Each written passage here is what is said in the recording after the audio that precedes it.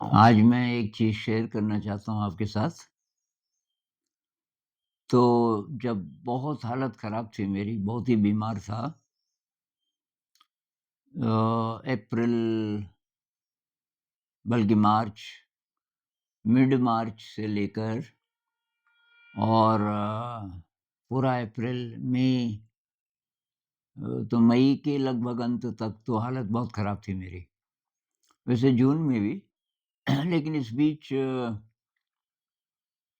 साँस नहीं ले पा रहा था मैं ठीक से, ख़ासकर रात के समय। तो एक मेरे मित्र हैं, डॉक्टर हैं, काफ़ी जाने-माने, गुजरात के। उनका फ़ोन आया, उन्होंने ये चैनल देखा, उनके बेटे ने दिखाया शायद उनको,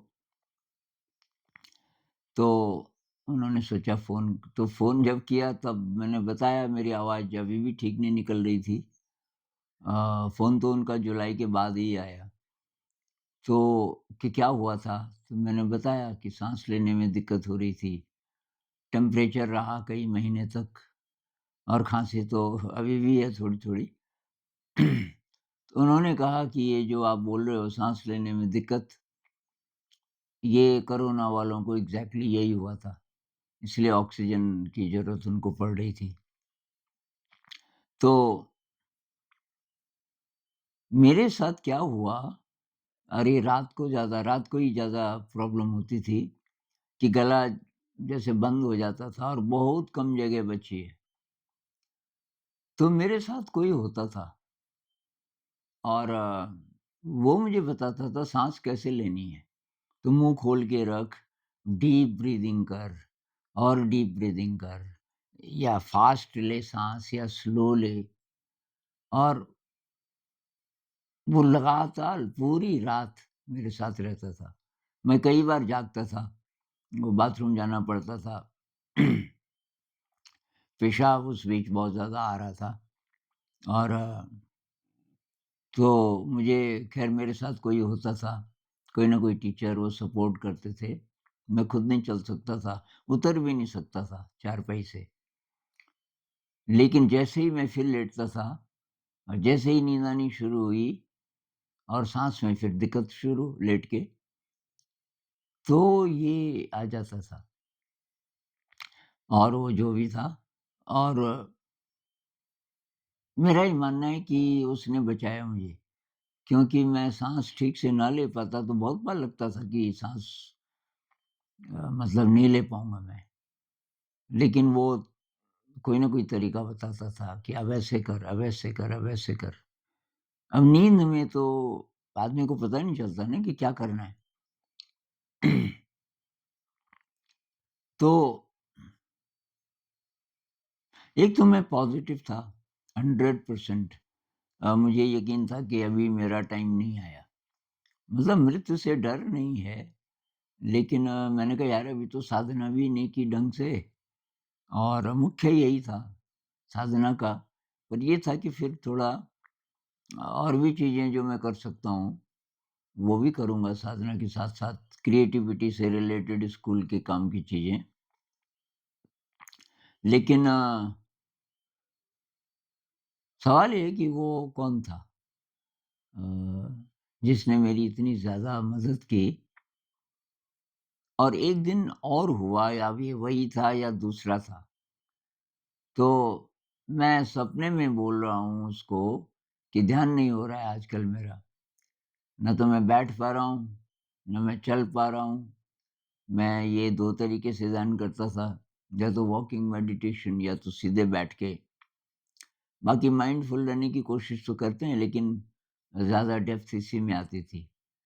सबसे ज़्यादा तो बैठने वाले में, बैठ के, और फिर बैठ के नहीं हो रहा है तो थोड़ा चल के।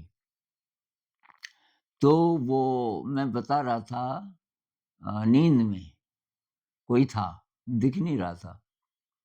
तो उसने बोला कि मैं यहाँ पे रहता हूँ। मैंने शायद एक बार पहले भी बताया आपको, मैं कि यहाँ पे रहता हूँ और यहाँ पे खाली है, तो तू खाली को देख। कहीं भी आपको खाली नज़र आए, तो उसको देख। तो मैं देखने लगा तो मैंने कहा मेरे सामने तो ये बिल्डिंग है। अरे! क्या आँखें तो बंद है ना तेरी? मतलब सपने में भी मुझे मालूम था कि मैं सोया हुआ हूँ और ये जो भी भाई साहब हैं ये मेरी मदद कर रहे हैं। और मैंने एक्सेप्ट कर लिया कि ये रहते यहाँ पे हैं, दिखते नहीं हैं और खाली के साथ कुछ है इनका लेना-देना, क्योंकि मुझे कह रहे हैं कि खाली को देख। तो मैंने कहा मेरे सामने ये बिल्डिंग वगैरह है। तो कहने लगा आँखें तो बंद है ना तेरी? मैंने कहा हाँ। कि बंद आँखों से दिखता है कभी? मैंने कहा ये भी बात है, पर है तो है ये बिल्डिंग, अब खाली कहाँ से लाऊँ? अरे! कि इस बिल्डिंग को देख के ही तू गायब कर सकता है, क्योंकि ये है नहीं। ये तो तू बना रहा है ना, क्योंकि तू तो सोया हुआ है। आँखें बंद हैं मतलब बंद आँखों से वैसे ही कि ध्यान में भी होता है। चलो आजकल बैठ नहीं पाता, पर ध्यान में भी इमेजेस आती है ना, तो वो आपको पता रहना चाहिए कि नहीं है। वो तो अंदर की इमेजेस हैं, उनको आप बदल सकते हो, ख़त्म कर सकते हो। और तब ये विधि बन गई मेरी, खाली को देखना। जागा हुआ हूँ तो आँखें बंद कर लेता था और सीधा तो नहीं बैठ सकता था, पीछे दीवार का सपोर्ट लेके। लेकिन नींद में बहुत बार। तो मेरी नींद मेरे ख़्याल से 50% नींद होती थी, 50% मैं जागा होता था।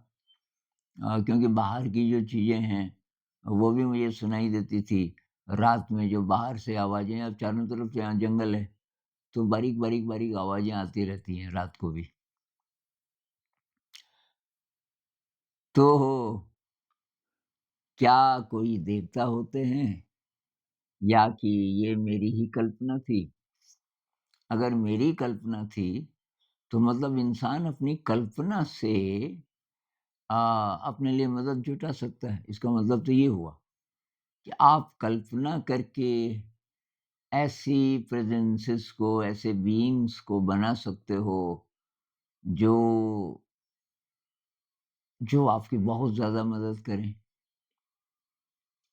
तो वो आप बनाते हो अपनी कल्पना से या वो पहले से होते हैं, कोई फ़र्क नहीं पड़ता। फ़र्क इसलिए नहीं पड़ता कि आपको मदद मिली, असली बात ये है। अब आप मेरा व्यू जानना चाहो तो मैं तो भई बहुत प्रकार की प्रेज़ेंसेस को मानता हूँ। मेरा ये मानना है कि जैसे सूरज की किरणों से हम जिसको किरण बोलते हैं ना, वो केवल विज़िबल स्पेक्ट्रम है। जो स्टूडेंट्स हैं बीएससी वगैरह के, उनको पता है, सूरज से तो पता नहीं कितनी प्रकार की चीज़ें निकलती हैं, जिसमें से जो ये प्रकाश है, ये बस एक छोटा-सा हिस्सा है उसका। वहाँ से जैसे एक्स-रेज़ जो वैज्ञानिकों को पता चला कि भई वहाँ से एक्स-रेज़ भी आ रही हैं, रेडियो वेव्स आ रही हैं, माइक्रोवेव्स आ रही हैं, वगैरह-वगैरह। ये तो पता चला। इसके अलावा पता नहीं कितना-कितना और है, जो सूरज से यहाँ आता है और वो क्या प्रभाव डालता है, ये पता नहीं। तो उसी प्रकार से ये पृथ्वी बहुत विचित्र। अब वैज्ञानिक बोलते हैं कि इसके आवरण हैं, मतलब ये मेसोस्फियर और क्या-क्या स्फियर, और उसके बारे में ऐसी-ऐसी बातें बोलते हैं कि कुछ विश्वास नहीं आता कि एक ऐसा स्फियर है कि 2000 डिग्री सेंटीग्रेड उसका तापक्रम होता है वहाँ। 2000 डिग्री, 2000 डिग्री पे बहुत सारे मेटल्स पिघल जाते हैं। तो इसीलिए जो रॉकेट भेजते हैं उनमें ऐसा इंतज़ाम होता है कि वो उसको पार कर सकें। तो बहुत विचित्र है। वो वैज्ञानिकों ने बोल दिया तो हम मान भी लेते हैं, लेकिन ज़रा कल्पना करो कि भई ये इतना गर्म और कोई बहुत ठंडा भी, कोई लेयर है वो बहुत ठंडी है और ये एक ओज़ोन लेयर है कि और क्या-क्या है। तो वो तो हुआ कि साइंस, अब हमारी साइंस अभी इतनी एडवांस्ड नहीं है कि जो ये सूक्ष्म चीज़ों को पकड़ सके। अभी डेवलप हो रही है, आने वाले समय में शायद। तो मैं ये मानता हूँ कि जिस प्रकार से ये फ़िज़िकल आवरण हैं गैसेस के, जिन्होंने ढका हुआ है पृथ्वी को, उसी प्रकार से और भी जगत हैं, जो पृथ्वी के साथ हैं। पृथ्वी का जो रूप हमें दिखता है, वो रूप है जो विज़िबल स्पेक्ट्रम में और हमारी जिस प्रकार की आँख कुदरत ने बनाई, तो उसके संयोग से दिख सकता है। मतलब कोई दूसरा जीवधारी देखता है, उसको दुनिया ऐसे नहीं दिखती। ईगल देखेगी, वो कुछ और देखती है। तो कोई कह रहा था कि ईगल की नज़र इतनी तेज़ होती है कि अगर उसको पढ़ना आता तो 100 मीटर दूर से ये जो अखबार में बहुत बारीक प्रिंटिंग होती है, उसको पढ़ लेती, ईगल। तो ईगल को कैसा दिखता है? कुछ लोग कहते हैं जानवरों को ब्लैक एंड व्हाइट दिखता है, कलर नहीं दिखते। तो हम अपने दृष्टिकोण से हमको जो दिखता है, जितना दिखता है, बस केवल उसी को सच मान लेते हैं। तो मेरा तो ये मानना है भई कि यही नहीं है शरीर। मतलब शरीर मांस का ही बना हो ये ज़रूरी नहीं है। एटम्स का ही बना हो ज़रूरी नहीं है। कुछ और भी प्रकार के बीइंग्स हो सकते हैं, जिनका शरीर हो चाहे ना हो, वो किसी और चीज़ के बने हुए हो सकते हैं। और उनका हमसे कुछ लेना-देना है। इंसान अकेला नहीं है, उसके साथ पता नहीं कितनी फ़ोर्सेस हैं। नेगेटिव भी हो सकती हैं और पॉज़िटिव भी हो सकती हैं। अब हम पे कौन असर डालेगा? एक कमेंट आज आया कि क्या ऐसा होता है कि कुछ परिवार अभिशप्त हैं, उनको अभिशाप मिला है, पता नहीं कब से, और पीढ़ी दर पीढ़ी वो अभिशाप आगे चलता है और इसलिए उनके परिवार में बहुत-बहुत प्रकार की भयानक दुखद घटनाएँ होती रहती हैं। ये बीमारी और ये और वो। तो ये अभिशाप को तो मैं नहीं मानता, लेकिन मैं कर्म को तो मानता हूँ कि भई जो अभी वर्तमान स्थिति हमारी है, वो उसका फल है, हमने जो भी किया। और अब चांस है बराबर होने का। मान लीजिए मैं बीमार हूँ, अगर मैं रिएक्ट ना करूँ, मानूँ कि ये बीमारी मैंने ही प्लान की हुई है कभी की, मतलब ऐसे कर्म किए होंगे जिसका रिज़ल्ट आ रहा है। तो अब अगर मैं इसको तटस्थ होके पॉज़िटिवली देखता रहूँ, तो इससे फिर कोई नेगेटिव कर्म नहीं होगा, नेगेटिव संस्कार नहीं बनेगा आगे के लिए। ये अगर हमारी अप्रोच हो, तो तब हमें मेरे ख़्याल से मदद मिलेगी। हमें अज्ञात शक्तियों की ज़रूर मदद मिलेगी। और अज्ञात शक्तियों को आप मानें ये ज़रूरी नहीं है, लेकिन अच्छे कर्म करें। अच्छे कर्म करें क्योंकि अ, अब एक कमेंट और था कि ये कैसी कर्म की थ्योरी है? जो गड़बड़ लोग हैं वो ऐश कर रहे हैं, जो अच्छे लोग हैं वो अभाव में हैं। तो एक तो आप ये बहुत ऊपर-ऊपर से देख रहे हो, जिसको आप अभाव बोल रहे हो मतलब धन का, सामान का, ये नहीं है ज़्यादा अभाव। रोटी, कपड़ा, मकान अगर चल रहा है ठीक-ठाक खर्चा, तो कोई अभाव नहीं है। अब अभाव मन में है आपके, और आपके मन में डेफ़िनिशन ये है कि जो पैसे वाले हैं वो अच्छे हैं, और ये ज़रूरी नहीं है। जिनके पास ज़्यादा धन-दौलत है, वो अच्छे हैं, उनका ब्रेन अच्छा है, उनको आनंद की अनुभूति होती है, ये ज़रूरी नहीं। और जिन-जिन से मेरी थोड़ी-थोड़ी दोस्ती हुई, तो पता चला वो तो और ज़्यादा उलझे हुए होते हैं। अगर वो जो ज़्यादा पैसा कमा रहे हैं, अ, एक तो ये इच्छा ना हो कि ज़्यादा पैसा आए, वो आ जा रहा है वो अलग बात है। दूसरा उससे अच्छा काम करें, तो थोड़ा ठीक रह सकते हैं। तो ये बहुत प्रकार की बातें हो गई, लेकिन मुख्य मैं बात ये बोलना चाह रहा था कि अज्ञात शक्तियाँ तो वही होती हैं अब जो लोग ये कहते हैं कि आप ही की कल्पना है, कल्पना ही सही।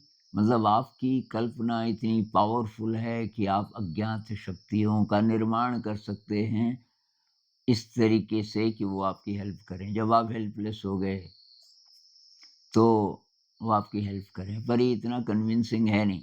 भई हम खुद ही हेल्पलेस हैं, हम कैसे अपनी कल्पना से अपने लिए हेल्प जुटा सकते हैं? तो शायद कुछ और भी है। मतलब आप रिसेप्टिव हो, एक कारण ये हो सकता है, लेकिन जैसे हमारे बाहर क्या-क्या है हमें पूरा नहीं पता। अ, न देख सकते और कई चीज़ें वैज्ञानिकों को भी नहीं पता अभी, पता चलेंगी तब वो बोलेंगे।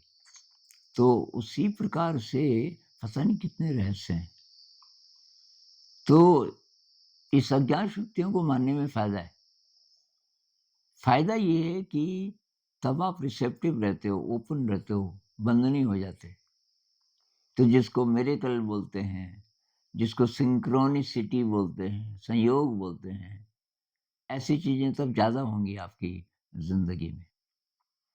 इसपे फिर और बात करेंगे कभी। नमस्कार।